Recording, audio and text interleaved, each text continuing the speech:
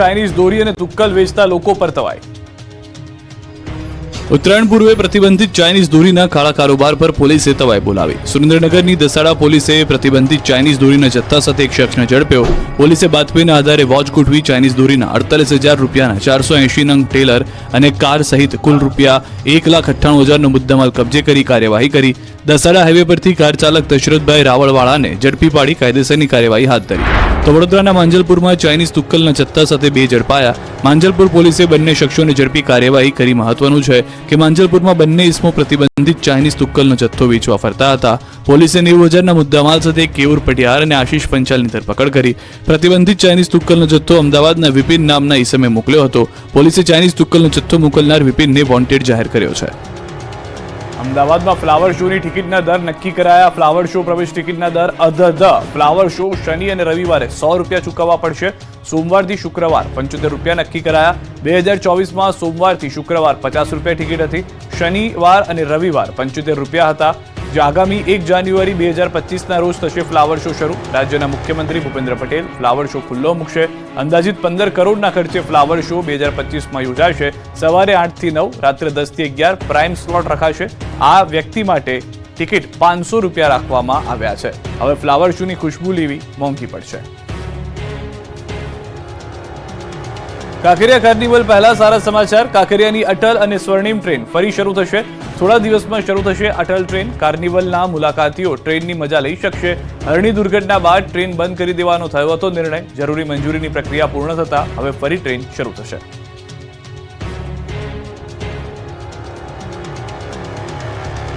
અમદાવાદના સીટીએમ પાસે એસ્ટેટ વિભાગે દુકાનના દબાણો દૂર કર્યા। 2 જેસીબી અને દબાણોની ગાડીઓ તેમજ ફાયર વિભાગની ટીમને સાથે રાખીને ડાબી સાઈડના વળાંક પરની પાક્કી દુકાનો દૂર કરી। જો કે દુકાનદારો પૈકી અમુક દુકાનદારોની હાઈકોર્ટમાં રીટ પિટિશન ચાલતી હોય તેમાં ચુકાદો હજુ આવ્યો નથી અને તંત્ર બુલડોઝર ફેરવી દેવાતા દુકાનદારોમાં રોષ ફેલાયો।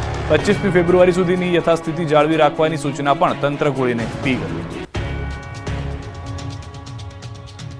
શામળાજીના 70 ગામના ખેડૂતોની પાણીની સમસ્યા થઈ દૂર।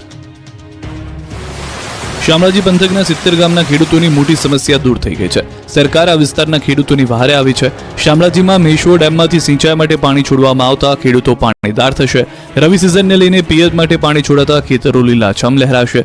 સિંચાઈ માટે મેશ્વો કેનાલમાં 60 ક્યુસેક પાણી છોડાયું છે, જેનો સીધો લાભ 3 તાલુકાના 70 ગામોના ખેડૂતોને મળશે।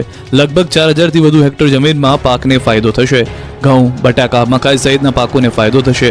પાણી મળતા આ બધા પાકનું બમ્પર ઉત્પાદન થશે અને ધરતીપુત્રોને ફાયદો થશે।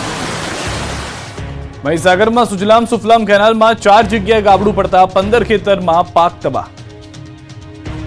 મહીસાગરના ખાનપુર તાલુકાના બામરોડા ગામ પાસેથી પસાર થતી કેનાલમાં 3-4 જગ્યાએ ગાબડા પડતા ખેડૂતોની આવકમાં ચોક્કસ ગાબડું પડવાનું છે। તંત્રની બેદરકારીના કારણે કેનાલમાં ભ્રષ્ટાચારી રૂપી ગાબડા પડતા હજારો વીઘા જમીનમાં પાકનું ધોવાણ થયું। સુજલામ સુફલામ કેનાલમાં લીકેજ થતા નીચાણવાળા વિસ્તારના ખેતરમાં નર્મદાના પાણી ફરી વળ્યા। આ ઘટનાને પગલે કેનાલની આસપાસમાં આવેલા 10 થી 15 ખેતરમાં વાવવામાં આવેલા ઘઉં, ચણા અને મકાઈના પાકનો સોથ વળી ગયો। આ અંગેની જાણ થતાં અધિકારીઓની ટીમ ઘટના સ્થળે પહોંચી। મહત્વનું છે કે સુજલામ સુફલામ કેનાલ મારફતે રાજ્યના 9 જિલ્લાઓમાં સિંચાઈ માટે પૂરું પાડવામાં આવે છે। હાલ આ કેનાલમાં 600 ક્યુસેક પાણી છોડવામાં આવેલું હતું।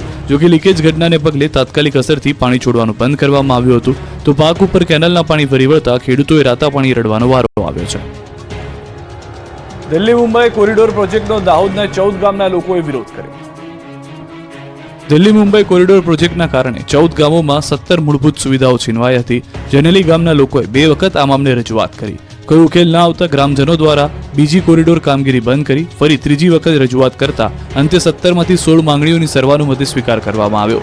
પરંતુ ખેડૂતોની મુખ્ય માંગણી પાક નિષ્ફળના વળતર અંગે કોઈ પણ નિર્ણય નહીં લેવાતા ખેડૂતોમાં નારાજગી જોવા મળી, જેથી આ મામલે ખેડૂતો દ્વારા પ્રાંત અધિકારીને આવેદન આપી રવિવાર સુધી કોઈ નિર્ણય લેવા માટે અપીલ કરાઈ છે।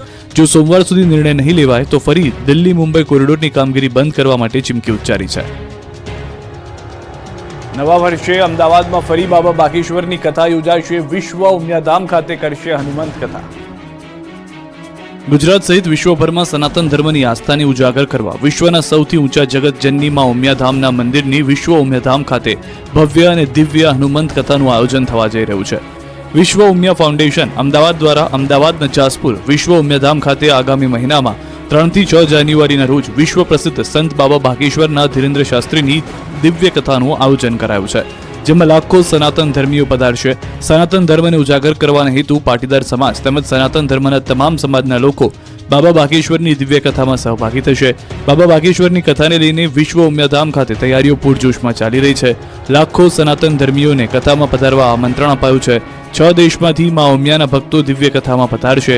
પાટીદાર સહિત તમામ સમાજના લોકો કથામાં સહભાગી થશે. 5000થી વધુ વિશ્વ ઉમિયાધામના સ્વયંસેવકો ખડે પગે રહેશે. 100થી વધુ એન્જિનિયર, ડોક્ટર્સ અને આઈટી પ્રોફેશનલ્સ આયોજનમાં જોડાશે.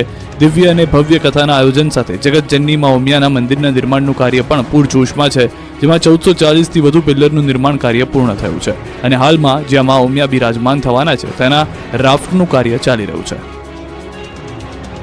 ઊંઝા યાર્ડની ચૂંટણીમાં બળવો કરનાર પૂર્વ ચેરમેન અરવિંદ પટેલે ભાજપે મનાવી લીધા.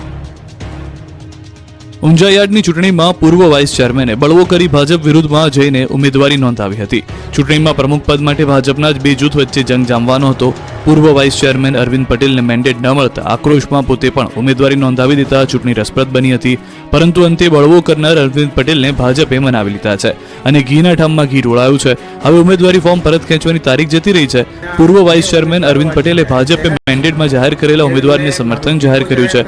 આ અંગે પૂર્વ વાઇસ ચેરમેન અરવિંદ પટેલે કહ્યું કે હું પાર્ટીનો વફાદાર અને 30 વર્ષથી સક્રિય કાર્યકર છું, એટલે મેન્ડેટવાળા ઉમેદવારને ટેકો જાહેર કર્યો છે. મહત્વનું છે કે એશિયાની સૌથી મોટી ગણાતી ઊંઝા એપીએમસીની 16 ડિસેમ્બરે ચૂંટણી યોજાનાર છે, જ્યારે 17 ડિસેમ્બરે મતગણતરી હાથ ધરાશે. ચૂંટણીમાં ખેડૂત વિભાગના 261, વેપારી વિભાગના 805, સહકારી ખરીદ વેચાણ મંડળી 40, મળી કુલ 1106 મતદારો કરશે મતદાન. પુષ્પા ફિલ્મની સ્ટાઇલમાં ચંદનની ચોરી. વડોદરામાં પુષ્પા ફિલ્મની સ્ટાઇલમાં ચંદનના ઝાડની ચોરી થઈ. જી હા, પુષ્પા સ્ટાઇલમાં એમએસ યુનિવર્સિટી હેડ ઓફિસ પાસે 2 ચંદનના ઝાડ કાપીને તસ્કર ટોળકી ફરાર થઈ. જો કે નવાઈની બાબત તો એ છે કે કરોડો રૂપિયાના ખર્ચે સિક્યોરિટીનો કોન્ટ્રાક્ટ અપાયો હોવા છતાં ચોરી થતા ખળભળાટ મચ્યો. ચંદન ચોર પુષ્પાઓ ઝાડને સાચવવાની લોખંડની જાળી તોડી ચંદનના ઝાડને ટ્રી કટર વડે કાપી ચોરી કરી ફરાર થઈ જતા હતા. જો કે ટ્રી કટરથી ઝાડ કાપવા છતાં સિક્યોરિટી ગાર્ડની ઊંઘ ના ઉડતા સવાલો પણ ઊભા થયા હતા. સર્કલ પર ટ્રાફિકથી કંટાળી લોકોએ કર્યો વિરોધ. બનાસકાંઠા જિલ્લાના મુખ્ય મથક પાલનપુર એરોમાં સર્કલની ટ્રાફિકની સમસ્યા વધી રહી છે. દરરોજ કલાકો સુધી ટ્રાફિક જામ થાય છે, વાહનોની કતાર લાગે છે, જેથી રસ્તાઓ પહોળા કરવાની કામગીરી ચાલી રહી છે અને તેના માટે તંત્ર દ્વારા ચારે તરફ બેરિકેડિંગ કરી દેવાયું છે, જેનો ભોગ ત્યાં રહેતા સ્થાનિકો બની રહ્યા છે.